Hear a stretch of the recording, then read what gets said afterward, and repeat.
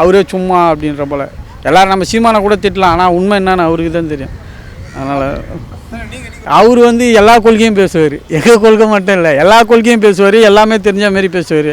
ஆனால் லாஸ்ட்டில் ஒன்றுமே இருக்காது, அது உங்களுக்கே தெரியும். அதிகாரப்பூர்வமான அறிவிப்பு எதுவும் இல்லை அப்படி இருந்தால் நாங்கள் வெளியே வந்துடுவோம். நாங்களாகட்டும் விசிகே ஆகட்டும் இது எல்லாமே பார்த்தீங்கன்னா வச்சுக்க வெளியே வந்துடுவாங்கல்ல. அதிகாரப்பூர்வமான அறிவிப்பு இப்போ நான் கூட சொல்லிக்கலாம் கம்யூனிஸ்ட்டுன்னு, ஆனால் உள்ளே போய் பார்த்தா நானே கம்யூனிஸ்ட் இல்லைன்னு சொல்லுவான் ஒருத்தவன். என்னுடைய ஃப்ரெண்டு நிறைய பேர் விஜய் கட்சியில் இருக்காங்க. அவங்க வந்து பார்த்தீங்கன்னா கண்டிப்பாக கட்சி எங்கள் தலைவர் வருவார்ன்றாங்க. ஃபஸ்ட்டு அவங்க வந்து இந்த 2026 ஓட்டு வங்கி நிரூபிக்கணும். இந்த கேப்டன் வந்தால் போலையோ இல்லை சீமான் வந்தால் போலையோ 2வது இடத்துல 3வது இடத்துல தான் வந்து அவங்க ஓட்டு வங்கி நிரூபித்தா தான் அவங்க இது பண்ண முடியும்.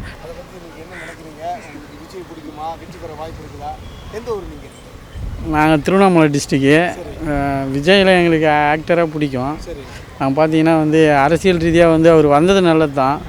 பட் இதுக்கு முன்னாடி வந்து பார்த்தீங்கன்னா மாற்றத்தை எதிர்பார்த்து அவர் வரன்றாரு. இப்போ நடிகனாருக்கு சொல்ல மாற்றத்துக்கு ஒரு சில விஷயத்துக்கு நடிகர்லாம் அங்கே இருந்தே குரல் கொடுப்பாங்களா கண்டி எந்த ஒரு போராட்டத்துலேயும் அதிகமாக கலந்துக்க மாட்டாங்க.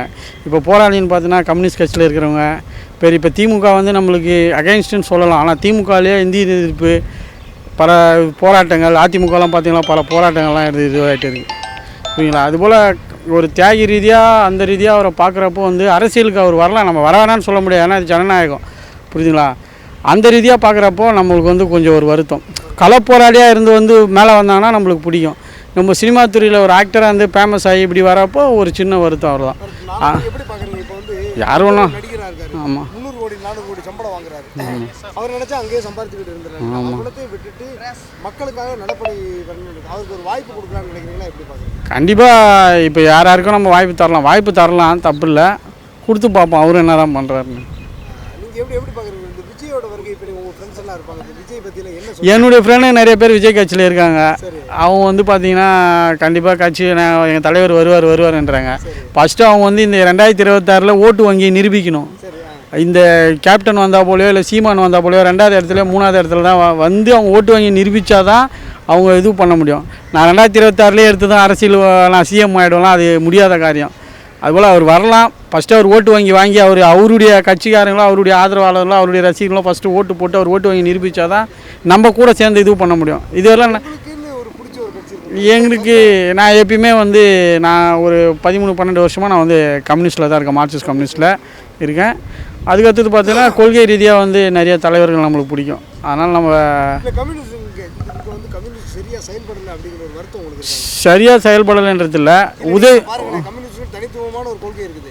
அது அதிமுகவோட திமுகவோட கூட்டணி வச்சிருக்கு. ஆமாம், கூட்டணின்னு வந்து பார்த்தீங்கன்னா எங்களுடைய கொள்கை வந்து பார்த்தீங்கன்னா எங்களுடைய எதிர்ப்பு இருந்து திமுகவுடைய பயங்கரமான இது வந்து பார்த்தீங்கன்னா எங்களுக்கு வந்து பிஜேபி ஓகேவா. பிஜேபி இருக்கிறவரெல்லாம் இந்த இந்திய இப்போ பார்த்தீங்கன்னா பிஜேபி வந்து கடந்த இந்த 7 ஆண்டில் பார்த்தீங்கன்னா கிட்டத்தட்ட சிறுபான்மையோர், முஸ்லீம்கள், கிறிஸ்துவர்கள் இந்த பாகுபாடு எங்களுக்குள்ளே வர மதம் ஜாதி இது ரெண்டுத்தையும் பிளவு பண்ணுறது வந்து பிஜேபி.